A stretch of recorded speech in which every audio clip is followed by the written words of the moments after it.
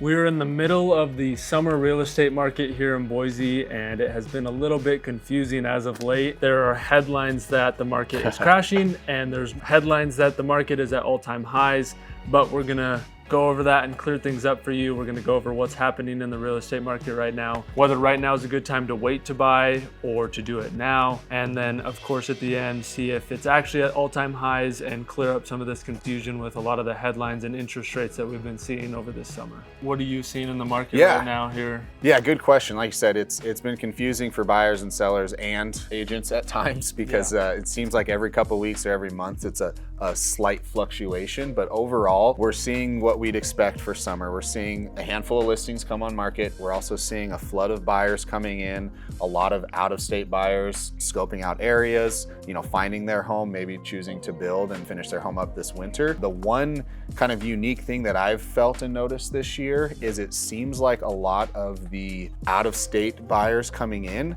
have pushed a little bit later into summer. Like typically we would see end of May, early June, we'd see that rush of people coming in, a lot of calls coming in. For some reason this year, it's felt like it's been more end of June, early July, so like right now. So a little bit different than typical, but we're still seeing that same trend that we see most summers. Yeah, and I can second that. A lot of the people I work with are from out of state, and it seemed like May was when they were reaching out to me to buy towards the end of summer, and so it was the same thing.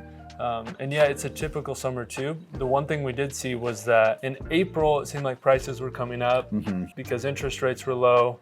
And then May, prices actually came down. So this summer, I'd say we're almost at a wash as far as price goes. Interest rates went up, and then they went down, and now they're back up, and now they have come back down again. So it's kind of a little bit even throughout the summer, which is not typical. And can be confusing, I think, for you guys, and it's a little bit challenging for us to exactly. Sellers typically expect like, ooh, if I'm gonna sell in the summer, especially here in the Valley over the last 7 years, we expect a pretty large increase in appreciation. But just like you said, interest rates are playing a big part of that, but also inventory. I mean, supply and demand drives markets, and since April, our inventory just in Ada County is up 600 homes, and that has a lot to do with why our prices have been pretty much stable through the summer months so far.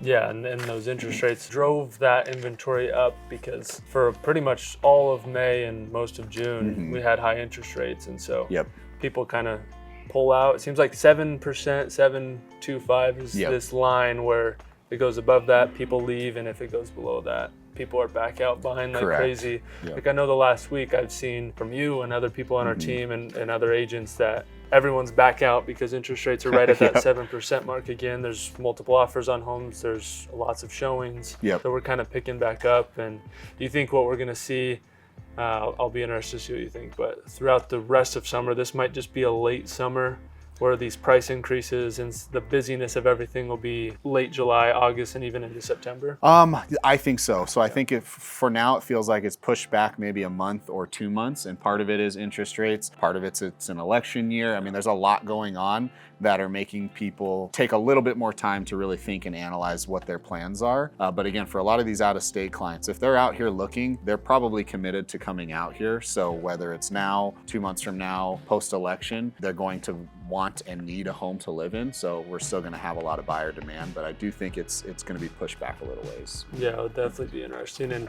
if you guys have any questions, if you're looking to buy, you're on the fence, you're looking to sell, you want more clarification on any of these things, you want us to go into detail on your specific scenario, reach out to us, shoot us a text or a call. Our goal here is to give you guys free information, provide you with as much as we can, and hopefully meet you guys in person, whether that's real estate or not. We love our people here in Boise, and so we look forward to meeting you guys, and appreciate you guys watching for those of you that are right now. Yeah, and with that, the other thing is interest rates are affecting it. As you said, the election is affecting it. It's been a little bit of a weird year, and a big thing is that there's a big lag in a lot of the data, and so really all we have to go based on is what we are seeing in the current market, and we kind of have to gauge from there, because anytime you look at data and statistics, you're going to have maybe 35 days on market, and then 30 days for them to close that home, and then the data comes out. So a lot of the data that we look at now, even with sales price and interest rates and how everything's going on with the market, we're almost 60 days behind when it comes to data. So we kind of have to go day by day to see what it is. But going forward, you're right. The election is definitely going to, I think, hold a lot of people off. Usually people kind of take a pause. We'll see. The debate just happened last night. So we'll see how that affects things and people wanting to move places. Yeah, and with interest rates, most of the time, everything you see or maybe you read or see online is what the going rate is right now. But I'm curious to see what you're seeing actual buyers closing their purchase at with some of the builder or seller concessions we're seeing. Yeah, and I haven't had anyone really use that concession a ton right now. My last buyers were just under 7% interest.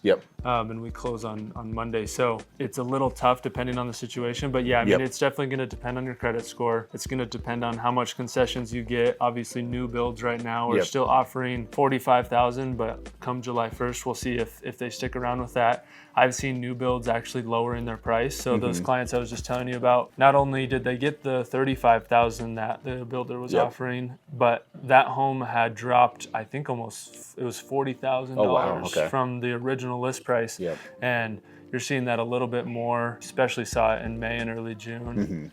Although I did just get an email yesterday that some builders are popping up their prices again. So that's where we go back into the confusion of kind of what we're seeing. And in essence, you know, there's great deals out there right now for those of you who can make the numbers work and are confident and ready to buy. But on the flip side, you know, who or when would it make sense for people to rent rather than go out and start shopping for a home? The time it might make sense to rent would be if you have the ability to wait 6 months and you can save that money for the next 6 months to a year. Rents are down.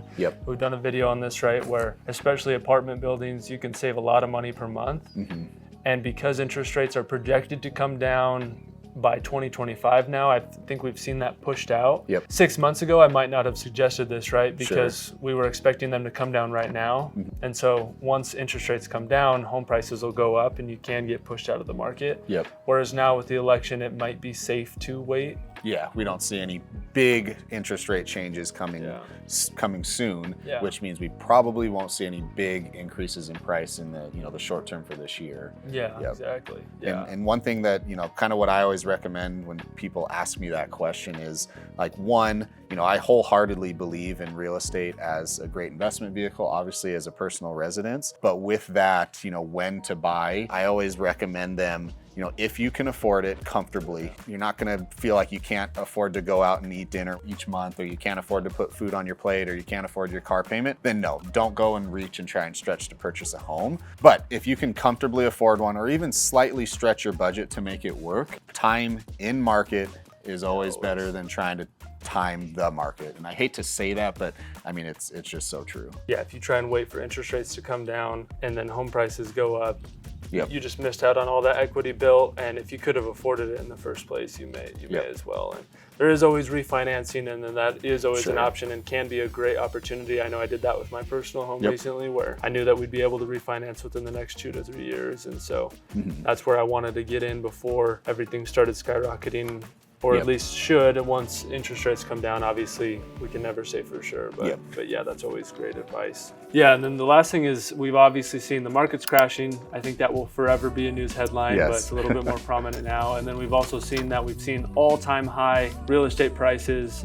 You've probably seen those headlines, and while that is true throughout the country, the national average, we are at all-time real estate prices. In Boise, that is not true. I mean, like you said, across the country, it's nice to look at information, but every localized market can be completely different. I mean, we're seeing some markets drop price, 10, 15%. We're seeing some markets increase price 10, 15%.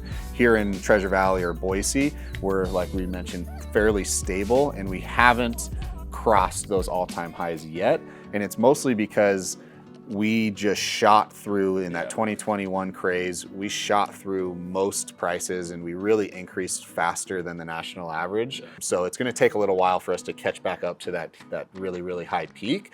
But we are getting closer to it. Yeah, and I mean, even last year, there's different numbers everywhere, but Meridian, I mean, we still saw 10% double-digit appreciation, and we still didn't catch up. But yeah, you're right. In 2021, I mean, if you were here, or if a lot of you might have moved here in 2021, you probably remember the 10, 15, 20 offers on a house, and it was going 50,000 over with full cash. So Boise was just in its own little place back then, and we haven't caught up. But the market is definitely not at all-time highs in Boise. But as a whole, you can see that the real estate market's not crashing. Yes. I think that's evidence in and of itself that the other news articles that the market's going to crash is false. And even though we talk about how over the last couple months inventory has increased in Boise by quite a bit, even though it's increased by 100 from April in Meridian and a couple hundred in Ada County, it's still not even to a point to where we're in an even market. So so we still have a ways to go to get to what we would probably consider a more normal, healthy market. We're still have less inventory than we probably would want. And days on markets is another good indicator where historically a balanced market is 4 to 6 months, you know, which again, I think that's changing in a normal market in today's world is probably going to be less than that. But our days on market in Ada County is just over 40. Days on market in Meridian specifically is 35. So let's just say 1 to 1.5 months on market, which is still a very fast average sale if you look back historically for real estate over the last 20, 30, 40 years. Yeah, exactly. And if you go back to what we talked about earlier, where that's a 30 to 60 day lag. Yep. So that's probably the actual reality of what it has been over the last 30 days. I think we might see that number come down now that interest rates have come down and as the summer kind of picks up. But yeah, you're exactly right. This is what's healthy.